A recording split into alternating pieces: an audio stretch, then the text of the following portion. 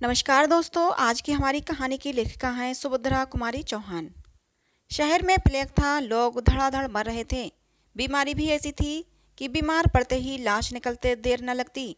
सब लोग शहर छोड़ छोड़कर बाहर जंगलों में या झोपड़े बनाकर रहने के लिए भागने लगे। ना चाहते हुए भी मुझे शहर छोड़ना पड़ा। मुझे यहाँ से भागना अच्छा न लगता था। घर में मैंने सबको प्लेग का टीका लगवा दिया था और शाम को 5-5 बूंद प्लेग की ओर भी पिला दिया करता था। इच्छा थी कि शहर में ही बना रहूं, कौन यहाँ से वहां भागने का झंझट करे। वैसे ही खर्च के मारे हैरान था। फिर और लोगों की तरह मैं झोपड़ा बनाकर भी तो नहीं रह सकता था। वकालत की शान में फर्क न पड़ जाता। रहना तो मुझे बंगले पर ही पड़ेगा। और इन दिनों तो बंगले के मालिकों का दिमाग तो साथ में आसमान पर ही रहता है। 100, 75 और 50 से नीचे तो वह बात ही नहीं करते।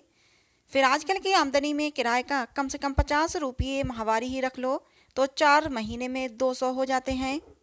मुश्किल ही समझो, पर करता क्या। अपने प्रियतन भर तो मैंने अपने शहर में ही रहने की कोशिश की, पर मेरी स्त्री ने न माना। उसने जब तक मैं मकान बदलकर बंगले पर रहने न चला गया, मेरा खाना पीना और सोना हराम कर दिया। उसकी जरा सी बच्ची थी जिसके लिए मैं इतनी व्याकुल रहती, जैसे सारे शहर भर का प्लेग उसी पर फट पड़ेगा। एक दिन कचहरी की छुट्टी थी। मैं अपने ऑफिस वाले कमरे में एक नौकर की सहायता से अपनी कानून की किताबें जमा कर रहा था।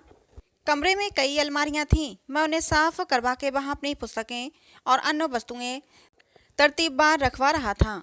उन अलमारियों से रद्दी कागजों के साथ एक लिफाफा भी वजन से जरा भारी होने के कारण खट से नीचे गिर पड़ा। मैंने उसे गिरते देखा, किंतु उदासीन भाव से फिर अपने काम में लग गया। मैं कमरे से बाहर जाने लगा। लिफाफा फिर पैरों से टकराया। इस बार मैंने उसे उठा लिया। उठाकर देखा तो उस पर किसी का पता तो न था, पर वह मजबूत डोर से कसकर बांधा गया था। मैंने उसे जेब में रख लिया। दिन भर कार्य की अधिकता के कारण मुझे उसकी याद ही नहीं रही। शाम को जब मैं भोजन करके लेटा तो क्रम क्रम से दिन भर की घटनाओं पर विचार करने लगा। एकाएक मुझे उस लिफाफे की याद आ गई। मैंने बिस्तर से उठकर कोट की जेब से लिफाफा निकाला और कैंची से धागे को काट कर बहुत ही सावधानी से खोला। देखा तो उसमें किसी स्त्री के लिखे हुए कुछ पत्र थे। उत्सुकता और भी बढ़ी।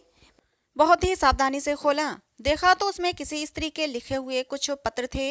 उत्सुकता और भी बढ़ी। मैंने पत्रों को तारीखवार पढ़ना प्रारंभ किया। पहला पत्र कुछ इस प्रकार था। मेरे देवता, मुझे मालूम है कि आप मुझसे नाराज हैं, थोड़ा भी नहीं बहुत अधिक। यहाँ तक कि आप 2 अक्षर लिखकर अपना कुशल समाचार देना भी उचित नहीं समझते। आपकी इस नाराजगी का कारण भी मुझसे छिपा नहीं है। मैं ही जानती हूँ कि किन परिस्थितियों में पड़कर मैं आपकी आज्ञा का उल्लंघन कर रही हूँ। यदि आप मेरे स्थान पर होते तो आप भी वही करते जो मैं करती हूँ।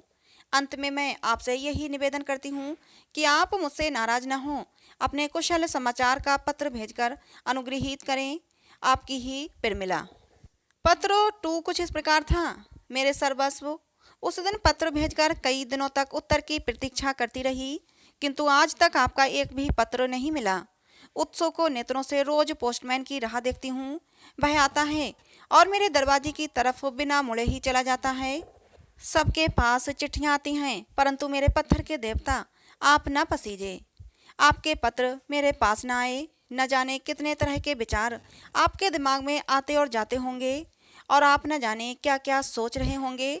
कदाचित आप सोचते हो कि मैं बड़ी अकृतज्ञ, मूर्ख और अभिमानी हूँ।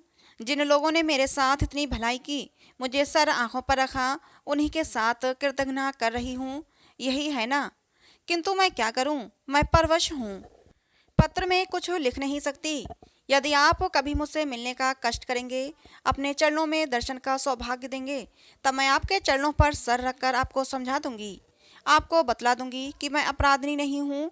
तब आप जान सकेंगे कि मैं कितनी विवश, कितनी निरुपाय हूँ। नाराज तो उसी से हुआ जाता है जो नाराजगी सह सके, किंतु आप नाराज हैं मुझसे, जो न जाने कितने मील की दूरी पर है, जो हर प्रकार से विवश है, जिसे आपको छूने तक का अधिकार नहीं, जो केवल आपकी कृपा दृष्टि की भिखारिन है। आहा, यदि आप मेरी व्यवस्था का कुछ भी अनुभव करते, आप मुझसे हंसकर बात करते, मैं हंस देती हूँ, अपने को धन्य समझती हूँ। कल से आप मुझसे बात ही न करना। चाहे तो मैं आपका क्या कर सकती हूँ। मुझे क्या अधिकार है सिवा इसके कि कलेजे पर पत्थर रखकर सब चुपचाप सह लूँ।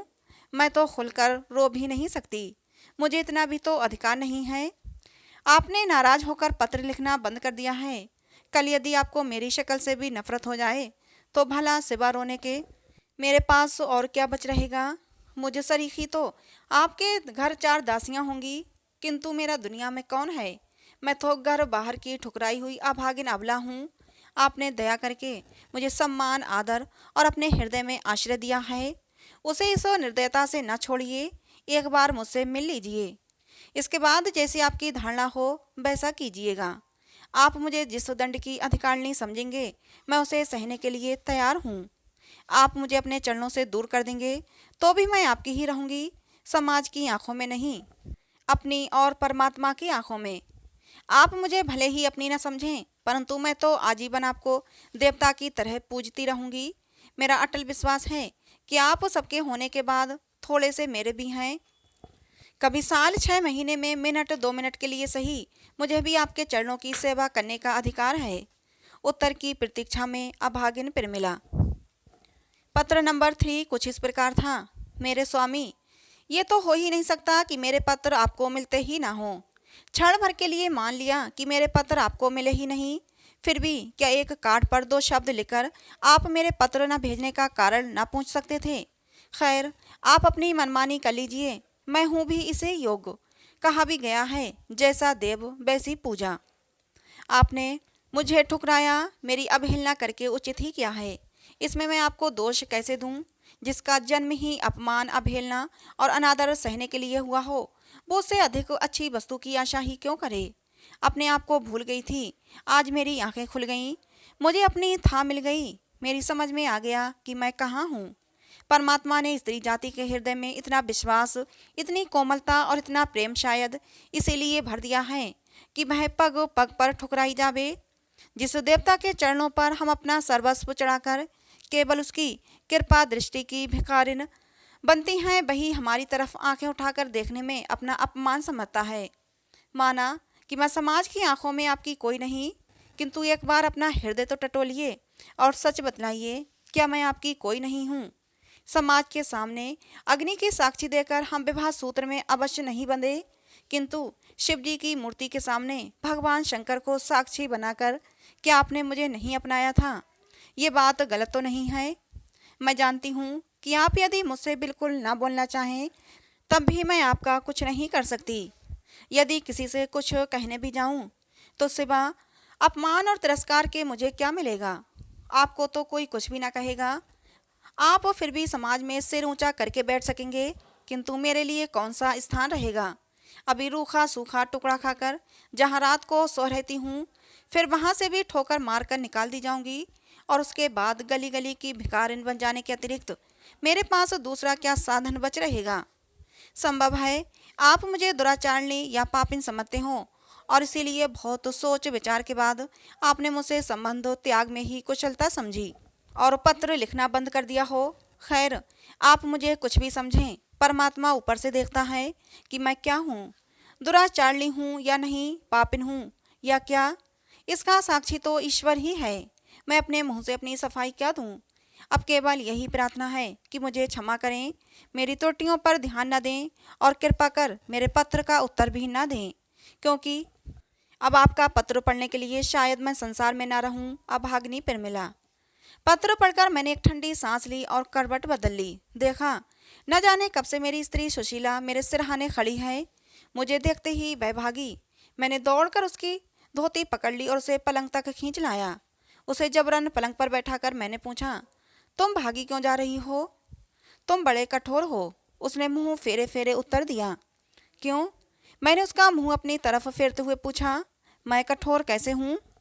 अपनी आंखों के आंसू पोंछती हुई बोली, यदि तुम निभा नहीं सकते थे तो उस बेचारी को इस रास्ते पर घसीटा ही क्यों? मुझे हंसी आ गई। हालांकि प्रमिला के पत्रों को पढ़ने के बाद मेरे हृदय में भी एक प्रकार का दर्द सा हो रहा था।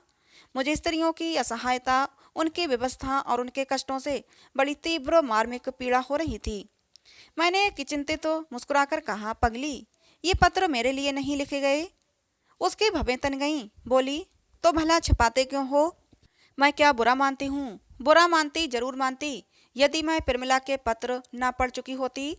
पत्र पढ़ने के बाद तो मुझे उस पर क्रोध के बदले दया ही आती है। यदि तुम मुझे उसका पता बता दो तो मैं स्वयं उसे यहाँ ले लाऊं। बेचारी का जीवन कितना दुखी है। मैंने कहा, भला मैं कभी तुमसे झूठ बोला हूँ? ये पत्र मुझे आज इसी कोठरी में रद्दी कागजों में मिले हैं। जिस लिफाफे में ये बंद थे वह भी ये हैं, देखो। कहते हुए मैंने लिफाफा उठाकर सुशीला के सामने रख दिया। सुशीला ने एक बार लिफाफे की ओर और फिर मेरी ओर देखे हुए कहा, तुम ही क्या, सारे पुरुष मात्र ही कठोर होते हैं। दोस्तों, कहानी कैसी लगी कमेंट बॉक्स में जरूर बताइएगा। कहानी पसंद आई हो तो प्लीज़ लाइक करें। ऐसी ही और मनोहर कहानियाँ सुनने के लिए हमारे चैनल को सब्सक्राइब जरूर करें। कहानी को अंत तक सुनने के लिए आप लोगों का बहुत बहुत धन्यवाद। मिलते हैं दोस्तों अगली किसी नई कहानी में।